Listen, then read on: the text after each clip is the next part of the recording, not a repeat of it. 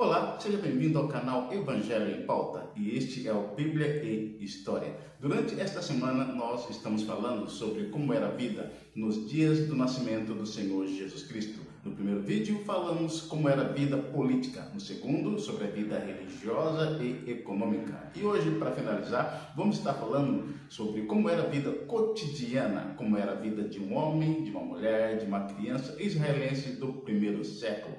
Ficou interessado? Vamos para o vídeo. A vida cotidiana no primeiro século era muito, mas muito diferente da realidade que nós temos hoje em dia.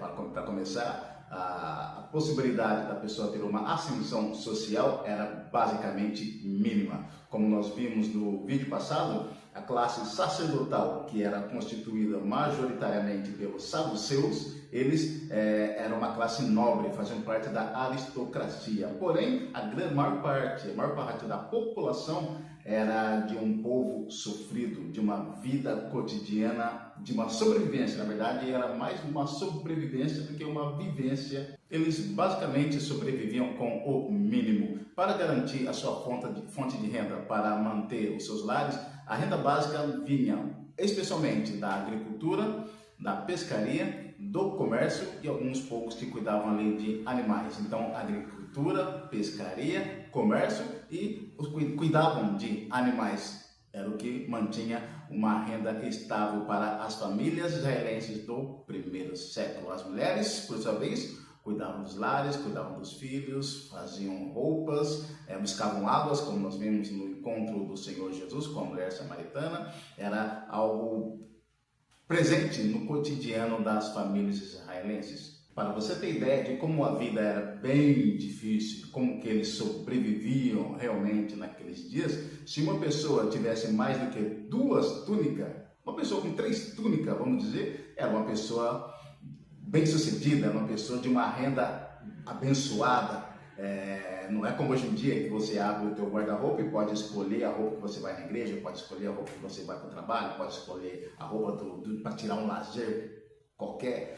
Naqueles dias, você ter uma túnica já era o suficiente. Se você tivesse 2 túnicas, você já seria uma pessoa considerada de uma renda abençoada. Tanto é que o próprio Senhor Jesus Cristo usa o exemplo da túnica quando ele quer usar como exemplo de generosidade. Quando ele diz, aquele que tem 2 túnicas, dê uma para o seu irmão que não tem. Para você ver o tamanho da dificuldade que era o cotidiano naqueles dias. Em relação à vida cotidiana de uma criança, era bem diferente dos dias atuais. Hoje, nós pegamos nossas crianças, levamos até uma escolinha e deixamos com que as tias cuidem da sua formação, da sua alfabetização. Naqueles dias, poucas pessoas tinham acesso à leitura, poucas pessoas sabiam ler e escrever. Como as crianças, então, iriam crescer?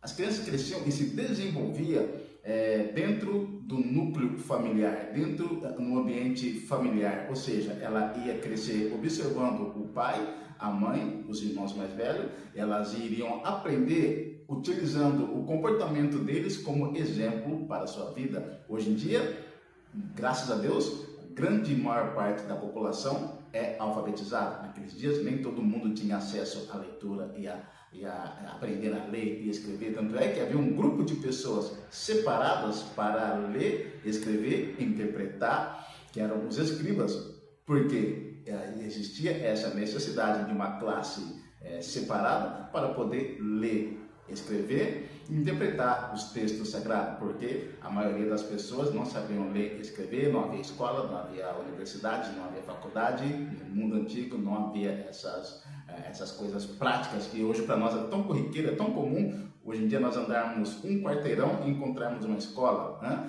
Hoje em dia é tão prático para nós que com um telefonema ou com uma mensagem de WhatsApp nós conseguimos organizar uma visita para matricular nossos filhos para que eles possam ser alfabetizados. Portanto, nós vemos como que era fundamental o aspecto familiar para o desenvolvimento profissional da criança, porque normalmente ela ia ter a profissão que o pai exercia. Se o pai era construtor, provavelmente ela ia ser um construtor. Se o pai era marceneiro, provavelmente ela seria um marceneiro. Se o pai era pescador, provavelmente ela seria um pescador. Se o pai era um agricultor, seria um agricultor, ou seja, o ambiente familiar era muito importante para o desenvolvimento da criança, para ela se tornar uma pessoa ou pior ou melhor. A família seria o exemplo, ela iria observar a família para desenvolver a sua estrutura. E com tudo isso, na vida social e cotidiana do israelense do primeiro século, estava a religião. Tudo girava em torno da religião. O templo era o coração da sociedade,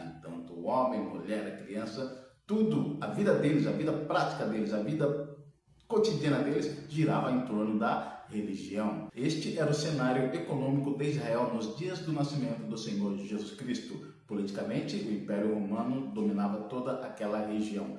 Além das dificuldades cotidianas para conseguir o pão, o tão sagrado pão de cada dia, como acabamos de ver, ainda tinha a pesada carga tributária que o Império Romano impunha sobre a população, que mantinha eles com a corda no pescoço, que mantinha eles realmente naquela vida de sobrevivência. Era mais uma sobrevivência do que uma vivência desfrutando do melhor da terra. A alta carga tributária que Roma impunha sobre eles mantinha eles ali naquela vida de dificuldade financeira. Com tudo isso, o ambiente era hostil, era tenso. Flávio Joséfo, em sua obra Antiguidade, ele menciona diversos líderes que surgiram, que se levantaram durante o período do domínio romano, que se levantavam para tentar, usando de forças para tentar expulsar Roma do território israelense, para tentar expulsar Roma da Judéia, da Galiléia. Diversos líderes são mencionados em História dos Hebreus, que se levantaram, que fizeram o levante, que arrastaram multidões junto com eles para tentar expulsar Roma do território. Ou seja, mesmo antes do nascimento de Jesus, já era uma tradição em Israel de alguém se levantar como líder, arrastar multidões junto dele e lutar contra o domínio estrangeiro naquele território. Flávio Joséfo, em sua obra Antiguidade, menciona Judas, filho de Ezequias, que se levantou junto com uma multidão para lutar contra os desmandos do Herodes o Grande. É claro que Herodes revidou com violência e matou muitas pessoas, né? Então o território era hostil, o território era conturbado, e foi nesse ambiente que o Senhor Jesus Cristo nasce, e foi para essas pessoas que Jesus se apresenta falando, entregando a boa nova. Aí nós começamos a entender, né, porque é chamado de boa notícia. Imagine você vivendo numa classe social na base da pirâmide. Imagine você que olha para o futuro e não vê muitas condições de progresso financeiro. Tem que levantar todos os dias e trabalhar pesado e ainda pagar impostos pesados para o Império Romano, para um reino que não é o teu, um reino que não é o seu reino legítimo. E você e a pessoa com aquela sensação, com aquele sentimento, aquela esperança de surgir um Messias para assumir o trono davídico novamente. Então imagine como não era a mente daquelas pessoas, como estava o coração daquelas pessoas. Era revolta atrás de revolta. E de repente surge um homem da Galiléia, um galileu, trazendo uma boa notícia, trazendo uma esperança, mostrando para eles que existia um caminho, que existia um reino. Não era o reino terrestre que eles tanto estavam aguardando, mas era o reino dos céus. Então, esta mensagem do Senhor Jesus Cristo entrava em contradição com tudo aquilo que aquelas pessoas estavam esperando. Primeiro, porque estavam esperando melhorias financeiras. Segundo, estavam esperando o Messias para sentar no trono, né? E Jesus se apresenta como o caminho para tudo aquilo que eles estavam buscando de forma contrária.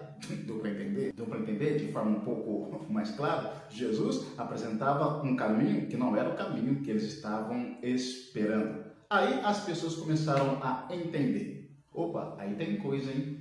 Quer dizer então que todo esse sofrimento que eu estou passando, toda essa luta que eu estou passando aqui agora, então esse Jesus está dizendo que há um reino vindouro onde eu vou desfrutar de tudo aquilo que eu espero para esta vida.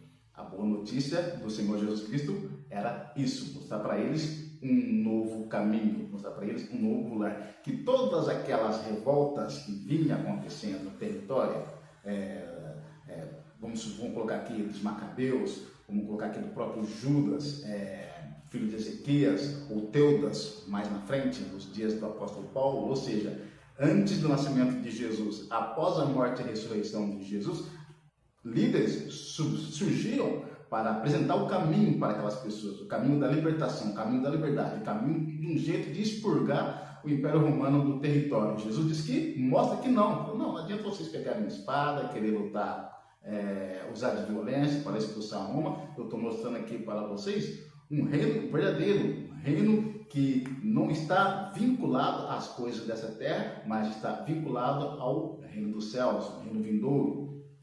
Esta era a mensagem que Jesus pregava para aqueles primeiros ouvintes, pré-cristianismo, vamos colocar dessa maneira. Aquelas pessoas que tiveram contato diretamente com o Senhor Jesus Cristo. E depois da expansão do cristianismo, eles tinham contato com esse tipo de mensagem, com a mensagem que pregava verdadeiramente o reino dos céus, sem maquiagem, sem fantasias. Era aquele o caminho que estava sendo oferecido. Será que é mais fácil pregar o evangelho hoje em dia? Ou será que no primeiro século era mais fácil pregar o evangelho? Nos dias do Senhor Jesus Cristo, com toda aquela conturbação, era mais fácil pregar o evangelho ou hoje em dia? Você pode deixar a sua opinião indo até os comentários e dizer o que você pensa. Era mais fácil pregar o evangelho lá atrás ou hoje em dia está mais fácil pregar o evangelho? Também te convido a assistir os outros 2 vídeos que nós temos desta série, nos dias do nascimento do Senhor Jesus Cristo. E deixe seu like, que é muito importante para nós. Se inscreva no canal, aperte o sininho para você ficar a par de todos os vídeos que nós postamos aqui. Fique com Deus e até a próxima.